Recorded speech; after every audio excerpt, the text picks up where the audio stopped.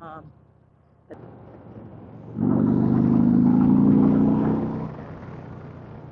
what's up, y'all? Welcome back to another episode of Tactical Pineapple Rides. It's a beautiful fucking day out. It's like 62 degrees. It's supposed to get up to almost 70 today.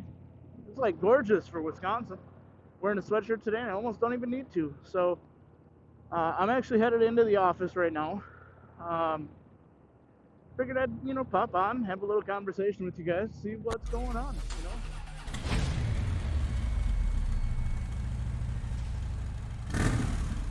Looked at some news this morning. Apparently, Elon Musk and Tesla got out of Bitcoin.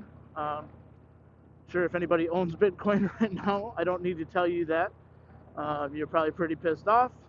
I think Bitcoin is now down like 7.5% or something like that. Basically, the value of the Bitcoin has gone down almost $500 this morning, which isn't the worst thing. I think it's a little bit overinflated, but I also know that there are a lot of individuals who believe that Bitcoin is headed for even higher values.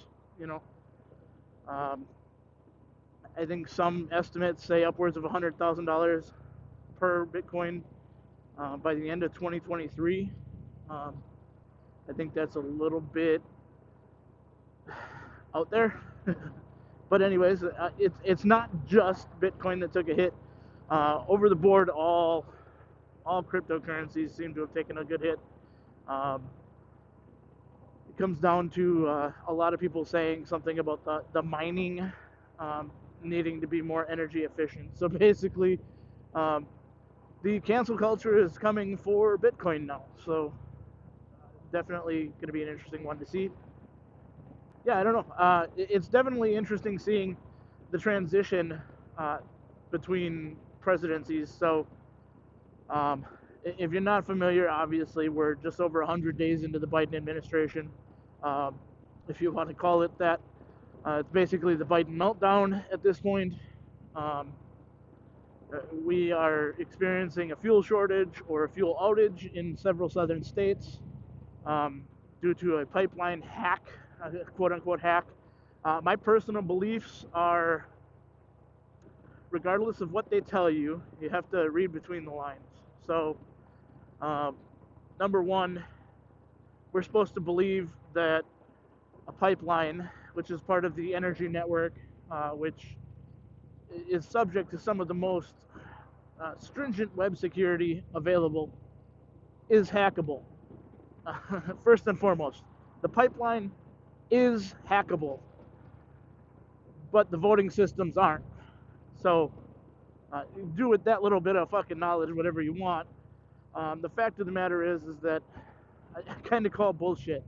Um, it's one or the other. Uh, either it's able to be hacked or it's not for either one of them. And if one of them is able to be hacked, the other one is as well. So you can't tell me that when it comes to the energy of the United States, we have lower security than it comes to the voting of the United States. One is a matter of national security, one is a matter of national sovereignty. They're both really highly ranked as far as security requirements. So I just have a hard time believing that our pipeline was hacked. My actual thought is that we're seeing an interjection of the administration to increase gas prices to prevent travel. So the administration knows that if they want wins as far as the virus is concerned, they need to restrict travel. The United States, we're free people. As much as they hate it, we're still free for the most part. We're able to travel relatively freely until they at least pass these fucking vaccine passports. I know some of you are already subject to them. This ends when we say it ends. So if you are subject to the vaccine passport, non-compliance is the key. I'm not saying go to prison. I'm not saying go to jail for it, but we need to stand up for it. 76% on average, 76% of United States citizens do not agree in vaccine passports, so we have the power if we stand together.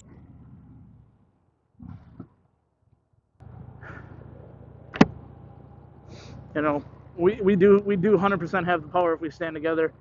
They can't make us do anything that we're not willing to do. It's just a fact of the matter. So we just need to stand together and end this shit. We've given up way too much power.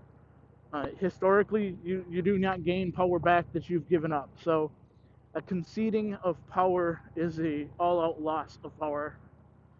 I don't see that changing anytime soon. So go around Lighthouse here.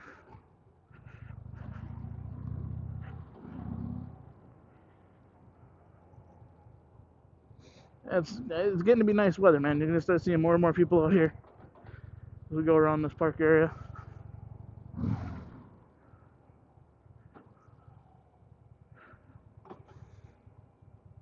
Regardless of what they tell you, you have to read between the lines.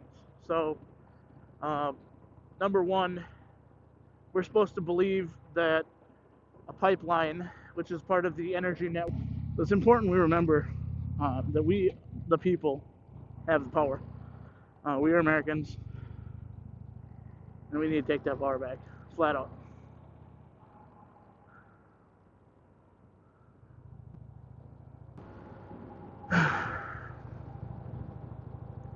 Well, back to the whole what I believe is happening. They want us locked down, but they want to do it without saying, "Hey, you guys are locked down." So if you take away the ability for a person to travel by way of mandate or making it too expensive to actually travel, you essentially have created a lockdown situation. So we obviously know lockdowns don't work, but it does not prevent people from wanting to do them. It's a power play. It lets people know who's really in power. And what we need to do is fight back and let them know, hey, no, we do not accept your power play. We're not going to let you have this.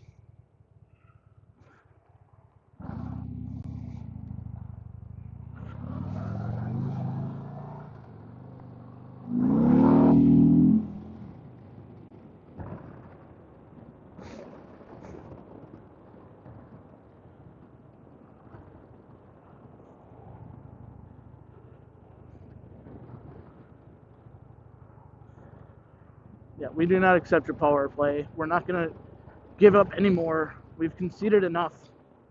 It's time for the American people to stand up and say, this is mine, fuck off. But like I said, this is just my conjecture. This is my thought process on it.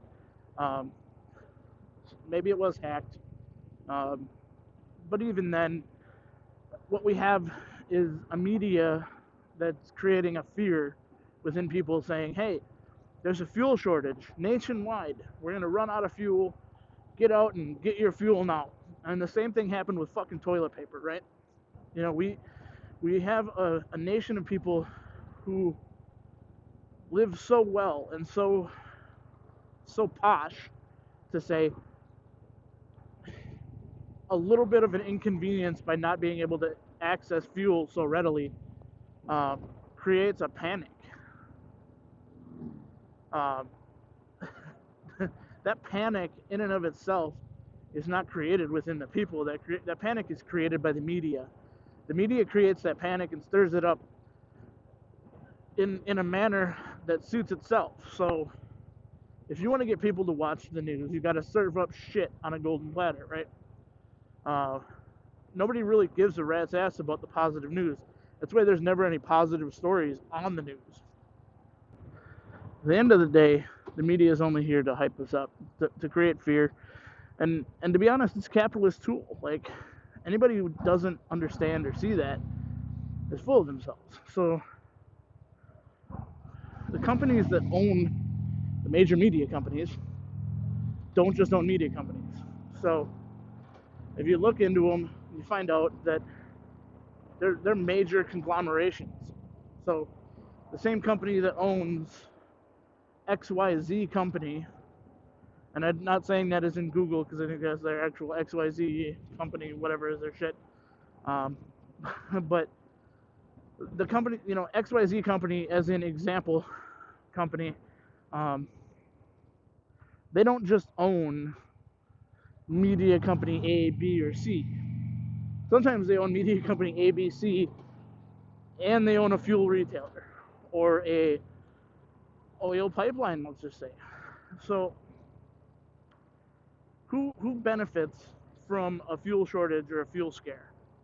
Number one, the fuel companies, because the supply that they now have, artificially or officially, is now in demand. So basic economics is supply and demand. So if you have a high supply and a low demand, the prices are low. If you have a high demand and a low supply, the prices are high. Anywhere in between, it just kind of varies around. So it makes perfect sense that if you want to increase your profit, you decrease the supply, right? Now, it's really hard to decrease the supply when you don't control what's coming in. However, you do control the refinery. You control how we transport the product. So if you alter the transportation or the refinery, you've now increased the cost, essentially, because now in order to get it elsewhere, you have to find another method. So it's artificial cost inflation. Not to be confused with actual inflation, which is a completely another story.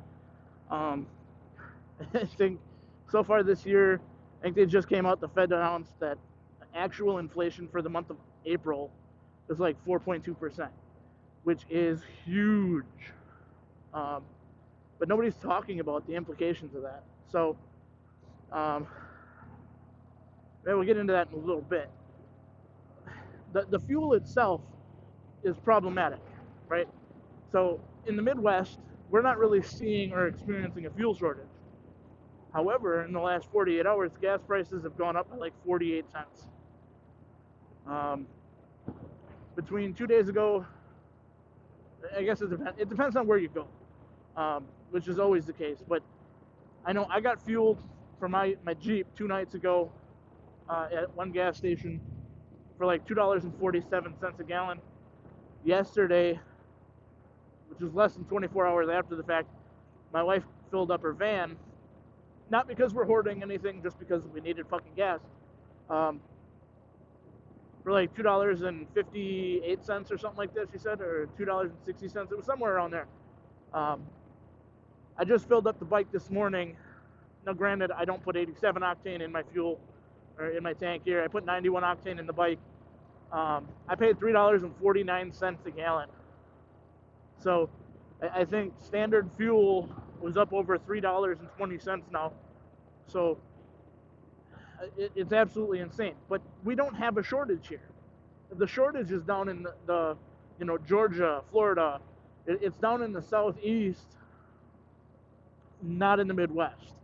It's not in the Northeast even. The Northeast may be affected slightly by it, but it's not there. We don't have any gas stations that don't have fuel.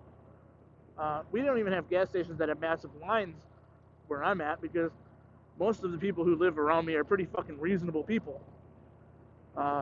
That's just not the case nationally. Like, if we're told to fear something by the media, especially in the big cities, the biggest city closest to me would be, I guess, Appleton or Milwaukee. They're both about the same distance away. But if you go there, there's lines. There's lines outside of gas stations 24 hours a day. If they're open 24 hours a day, there's a line out there. If you can fuel up, they're filling up. Now, that benefit doesn't go to the gas stations. If you don't understand this, gas stations actually don't make any money on their fuel. They're paying for the fuel and then putting it onto you. In a best case situation, like right now, I guess for the gas station, it's best case scenario. They would have a full tank that they paid $2.79 for, and then they're selling it at $3.29 because that's the saleable price right now. When they fill up next time, though, it'll be $3.49, and maybe it goes down. So it kind of offsets. They don't really make money off the fuel. So gas stations typically make money off their convenience stores. That's why you don't see just a straight pump and go gas station anymore, right? And I think the closest thing you get is Costco, and obviously that's attached to a major supermarket. They're making their money not on the fuel, they're making the money on what you purchase inside the store. And that's the case for every convenience store. It's just how it is. So as we get through, some of this information, it's hard to understand or put it all together without a general understanding of economics, capitalism, a capitalist society. But it all makes sense when you look at it, and it just doesn't mingle, it doesn't sit well in my brain when it's all too convenient for too many people. So something like a fuel shortage should be an inconvenience for everybody. Back in the 70s, it was a major inconvenience for everybody because it was a legitimate fuel shortage. Nowadays, it's not an inconvenience for anybody in that 1% group. For the business owners, it's not an inconvenience. It's not an inconvenience for a lot of people, and it's a short-term one, so it's really not going to hit the bigger, deeper pockets as well. So it's really only meant to attack the lower middle-class people, and that in and of itself makes it extremely problematic. So I have to head into work for a meeting here. I will pick this up after the fact. So the next time you see me, it may be a little bit different outside. I may be looking a little different, just so you're aware. But if you've made it to this point in the video and you haven't already, head down there, comment on the audio, let me know how things sound. Let me know how the video looks. I am shooting in a little bit different settings, hoping everything comes out just a little bit better, a little easier to watch. Trying not to move my head around as much. That's definitely, watching my own videos, like, man, I move my head around a lot. But at the end of the day, we'll get through this together. Hit that like button, comment, and if you're not already subscribed, do so.